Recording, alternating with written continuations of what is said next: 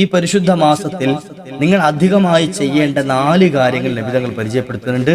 അതിൽ 2 എണ്ണം അല്ലാഹുവിന് വലിയ പ്രിയങ്കരമായതും 2 എണ്ണം നിങ്ങൾക്ക് അത്യാവശ്യമുള്ളതുമാണ് എന്ന് നബി തങ്ങൾ പരിചയപ്പെടുത്തിയ ആ 4 മഹത്തായ കാര്യങ്ങൾ ഇൻഷാ അല്ലാഹ് ഈ വീഡിയോയിലൂടെ നമുക്ക് കേൾക്കാം. അത് ചേർത്തിട്ടുള്ള മഹത്തായ ദിക്റും ഇൻഷാ അല്ലാഹ് നമുക്ക് പഠിക്കാം, ഒരുപാട് ചൊല്ലാം. അല്ലാഹു ഭാഗ്യം നൽകുമാറാകട്ടെ.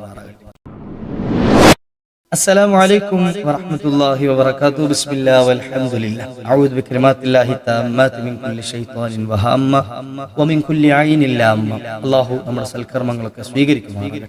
വന്നുപോയ മുഴുവൻ അപാകതകളും പാകപ്പിഴവുകളും വീഴ്ചകളും ഒക്കെ അള്ളാഹു മാപ്പ് ചെയ്തു തരട്ടെ.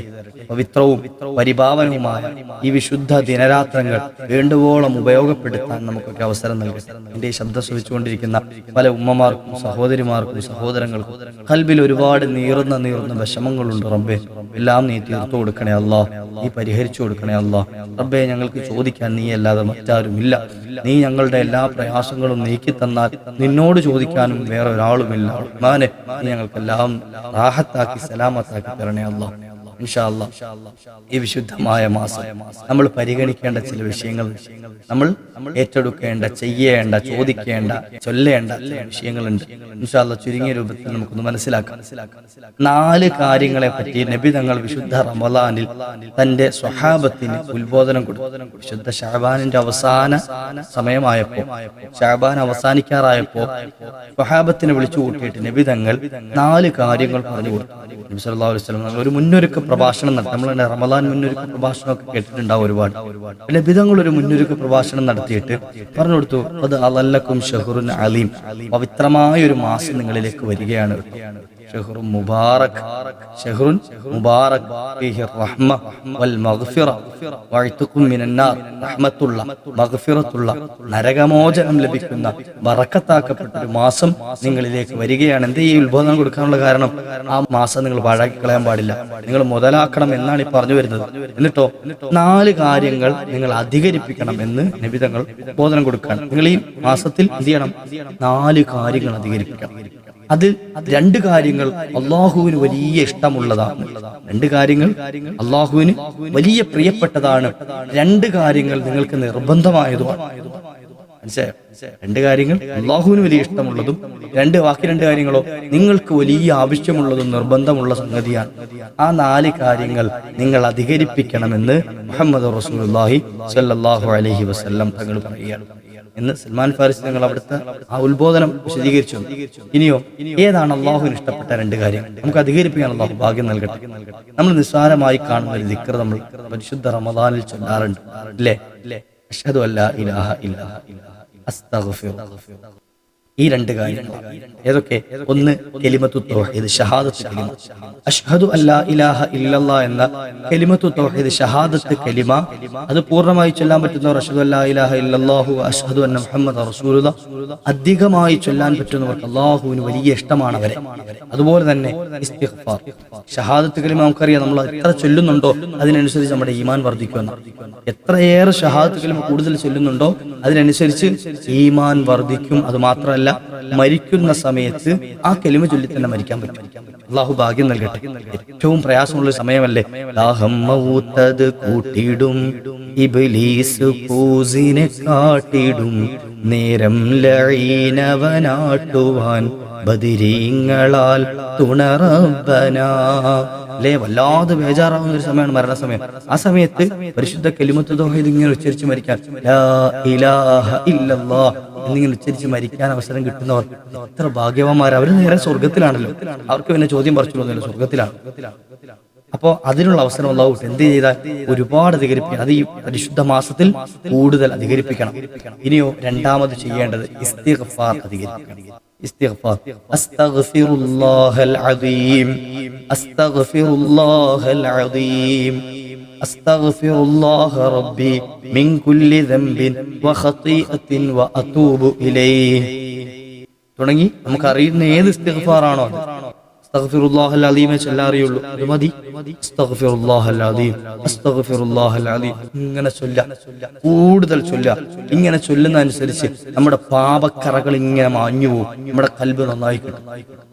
ഓരോ ഇസ്തിഗ്ഫാറിനും ഇത്ര നേട്ടമാണ് ലഭിക്കുന്നത്. മഹാനായ നൂഹ് നബി അലൈഹി സ്വലാത്തു വസ്സലാം, ഒക്കെ അറിയാലോ നൂഹ് നബി അലൈഹി സ്വലാം, അള്ളാഹുവിന്റെ പ്രവാചകന്മാരുടെ കൂട്ടത്തിൽ, മുർസലീങ്ങളായ പ്രവാചകന്മാരുടെ കൂട്ടത്തിൽ, ഉലുൽ അസ്മുകളായ പ്രവാചകന്മാരുടെ കൂട്ടത്തിൽ ആദ്യമായി വന്ന ആളാണ് ആര്? മഹാനായ നൂഹ് നബി അലൈഹി സ്വലാം. അള്ളാഹുവിന്റെ വലിയൊരു പരീക്ഷണത്തിന് വിധേയമായ ഒരു സമൂഹത്തെ നയിച്ചിരുന്ന ആളാണ് അല്ലെ. ലോകം കണ്ട ഏറ്റവും വലിയ ജലപ്രളയം മഹാനായ നൂഹ് നബി അലൈഹി സ്വലാമിന്റെ കാലഘട്ടത്തിലുണ്ടായത്. സർവ്വ ലോകവും മുങ്ങിപ്പോകുന്ന രൂപത്തിലുള്ള ഒരു ജലപ്രളയം. അപ്പോ ഞാൻ പറഞ്ഞു വന്നത്, ഈ നൂഹ് നബി അലൈഹി സ്വലാം തന്റെ സമൂഹത്തെ ഉപദേശിക്കുന്ന ഒരു ഉപദേശം ഖുർആൻ പറയുന്നുണ്ട്. നിങ്ങൾ അള്ളാഹുവിനോട് ഒരുപാട് ഇസ്തിഗ്ഫാർ ചൊല്ലണേ, അള്ളാഹുവിനോട് ഒരുപാട് ഇസ്തിഗ്ഫാർ ചൊല്ലണം. എന്താ നേട്ടം? ഇസ്തിഗ്ഫാർ അസ്തഗ്ഫിറുല്ലാഹൽ അലീം ഇങ്ങനെ ചൊല്ലിക്കഴിഞ്ഞാലുള്ള നേട്ടം എന്താണ്? ഇന്നഹു കാന ഗഫാറ, അവൻ പൊരുത്തപ്പെട്ടു തരും, നിങ്ങളുടെ ചെയ്ത പാപങ്ങളൊക്കെ മാപ്പ് ചെയ്തു തരും. അതിനു പുറമെ യുർസിലിസ് സമാഅ അലൈക്കും മിദ്റാറ, ആകാശത്ത് നിന്ന് നല്ല മഴ നിങ്ങൾക്ക് വർഷിപ്പിച്ചു തരും. കനത്ത ചൂടുള്ള സമയമാണ് ഇപ്പോൾ അല്ലേ. വല്ലാതെ ചൂടില് പ്രയാസപ്പെടുന്ന സമയമാണ്. ചൂട് ഏറ്റവും കൂടുതൽ 26 വർഷം കൂടുമ്പോൾ വരുന്ന ആ ഒരു ചൂട് സമയത്താണ് ഇപ്പോൾ റമദാൻ വന്നിരിക്കുന്നത്. ഈ ചൂട് സഹിച്ചുകൊണ്ടാണ് മുഅ്മിനീങ്ങൾ നോമ്പനുഷ്ഠിക്കുന്നത്. അപ്പോൾ ഇത്ര ചൂടേറിയ സമയത്ത് ഒരു ആശ്വാസത്തിന്റെ തെളിനീര് ആകാശത്ത് നിന്ന് പൊഴിഞ്ഞാൽ വലിയ ആശ്വാസമാണ്, സന്തോഷമാണ്. നിങ്ങൾ ഇസ്തിഗ്ഫാർ അധികമായി ചൊല്ലിക്കഴിഞ്ഞാൽ അള്ളാഹു മഴ വർഷിപ്പിച്ചു തരും. മഴ കിട്ടുക എന്നുള്ളത് വെറുതെ അല്ല, വെറുതെ വെള്ളം കിട്ടാൻ മാത്രമല്ല, ആ വെള്ളത്തിലൂടെ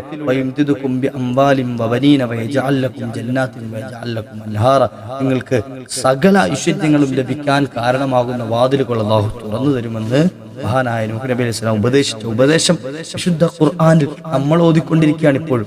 എന്നിട്ടോ ഇസ്തിഗ്ഫാർ നമ്മൾ ചൊല്ലാറില്ല. ഒരുപാട് ഇസ്തിഗ്ഫാർ എന്ത് ചെയ്യണം? ഇങ്ങനെ പതിവാക്കണം.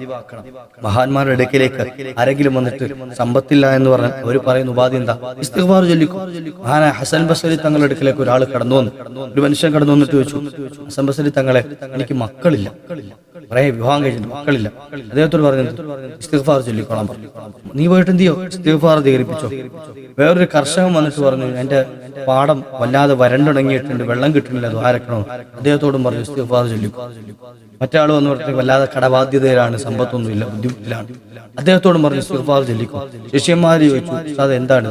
എല്ലാവരും വന്നാലും എല്ലാവരോടും പറയുന്നത് ഈ ഒരേ ഉപാധിയാണ്, ഈ ഒരേ കാര്യമാണല്ലോ എല്ലാവരോടും പറഞ്ഞു കൊടുക്കുന്നത്. പക്ഷെ വന്ന് ചോദിക്കുന്നവർ പല അഭിപ്രായങ്ങളാണ് പറയുന്നത്. തങ്ങൾ പറഞ്ഞു, ഇതൊന്നും ഞാൻ പറഞ്ഞതല്ല, അള്ളാഹു തന്നെ പറഞ്ഞതാണ് ഖുർആനിലൂടെ. അദ്ദേഹം ഈ ആയത്തോട് ഓതി കൊടുത്തു. റബ്ബ് പറഞ്ഞതാണ് ഖുർആനിലൂടെ, നിങ്ങൾ ഇസ്തിഗ്ഫാർ ചൊല്ലിയാൽ ഇതൊക്കെ നിങ്ങൾക്ക് നൽകാൻ അള്ളാഹു തൗഫീഖ് നൽകട്ടെ. അപ്പൊ ഈ രണ്ട് കാര്യങ്ങൾ അള്ളാഹുവിന് വലിയ ഇഷ്ടമാണ്. ഒന്ന് ഷഹാദത്ത് കലിമ, രണ്ടാമത്തത് ഇസ്തിഗ്ഫാർ. ഇനി രണ്ട് കാര്യങ്ങൾ മുഅ്മിനീങ്ങളായ അതുപോലെ തന്നെ അള്ളാഹുവിന്റെ റസൂലിന്റെ ഉമ്മത്തികളായ നമുക്ക് അത്യാവശ്യമുള്ളതാണ്. രണ്ട് സംഗതികൾ അതേതൊക്കെയാണെന്ന് നബിതങ്ങൾ പറഞ്ഞു തരികയാണ്. എന്ത്? ഒന്ന്, നിങ്ങൾ സ്വർഗം ചോദിക്കണം, സ്വർഗം റബ്ബിനോട് ചോദിക്കണം. രണ്ടാമത്തത് നരകത്തെ തൊട്ട് നിങ്ങൾ കാവൽ തേടുകയും ചെയ്യണം. ഒന്ന് സ്വർഗം ചോദിക്കുക, രണ്ട് നരകത്തെ തൊട്ട് കാവൽ തേടുക. ഈ രണ്ട് കാര്യങ്ങൾ ഈ വിശുദ്ധ റമദാനിൽ നമ്മൾ അധികരിപ്പിക്കണം. അസ്അലുക്കൽ ജന്ന, അല്ലാഹുവേ സ്വർഗം നീ എനിക്ക് തരണേ, സ്വർഗം നീ എനിക്ക് തരണേ. വഅഊദു ബിക മിനന്നാർ, നരകത്തിൽ നിന്നും എന്നെ നീ കാവൽ നൽകണേ അല്ലാഹ്. നമ്മളെപ്പോഴും നിസ്കാരത്തിലൊക്കെ കാവൽ തേടാറുണ്ടല്ലോ അല്ലേ? അല്ലാഹുമ്മ ഇന്നി അഊദു ബിക മിൻ അദാബിൽ ഖബരി വമിൻ അദാബിൻ നാർ വമിൻ ഫിത്നത്തിൽ മഹ്യ വൽ മമാതി വമിൻ ഫിത്നത്തിൽ മസീഹിദ് ദജ്ജാൽ. അല്ലേ? നിസ്കാരത്തിന്റെ അവസാനത്തെ ദുആയിൽ നമ്മൾ ദുആ ഇറക്കാറുണ്ട്, അല്ലാഹുവേ നരകത്തിന്റെ അദാബിനെ തൊട്ട്, ഖബറിന്റെ അദാബിനെ തൊട്ട്, മസീഹിദ് ദജ്ജാലിന്റെ ഫിത്നയെ തൊട്ട്, ജീവിതത്തിലെ ഫിത്നയെ തൊട്ട്, മരണത്തിലെ ഫിത്നയെ തൊട്ടൊക്കെ നീ ഞങ്ങളെ കാത്തു രക്ഷിക്കണേ അല്ലാഹ്, നിന്നോട് ഞങ്ങൾ കാവൽ തേടുന്നു എന്ന് നമ്മൾ എല്ലാ നിസ്കാരത്തിലും ചോദിക്കാറുണ്ട്. അതിനു പുറമെ വിശുദ്ധ റമദാനാകുമ്പോൾ ഈ പരിശുദ്ധ മാസത്തിൽ ഒരുപാട് തവണ നിങ്ങൾ എന്ത് ചെയ്യണം? അല്ലാഹുവേ അസ്അലുക്കൽ ജന്ന, ഞങ്ങൾക്ക് നീ സ്വർഗം നൽകണേ അല്ലാഹ്, നരകത്തിൽ നിന്ന് കാവൽ നൽകണേ അല്ലാഹ്, ഇങ്ങനെ ചോദിച്ചുകൊണ്ടേയിരിക്കണം, ഇങ്ങനെ ചോദിക്കണം. അപ്പൊ മഹാന്മാരായ ആളുകൾ, നമ്മുടെ മുൻഗാമികൾ ഈ നാലും ചേർത്തിട്ട് ഒരുമിച്ച് കൂട്ടിയിട്ട് നമുക്ക് പഠിപ്പിച്ചു തന്നൊരു ദിക്റാണിത്. നമ്മൾ സാധാരണ റമദാൻ ആകുമ്പോൾ ചൊല്ലാറുള്ളത് അശ്ഹദു അല്ലാ ഇലാഹ ഇല്ലല്ലാഹ് അസ്തഗ്ഫിറുല്ലാഹ് അസ്അലുക്കൽ ജന്നത വഅഊദു ബിക മിനന്നാർ.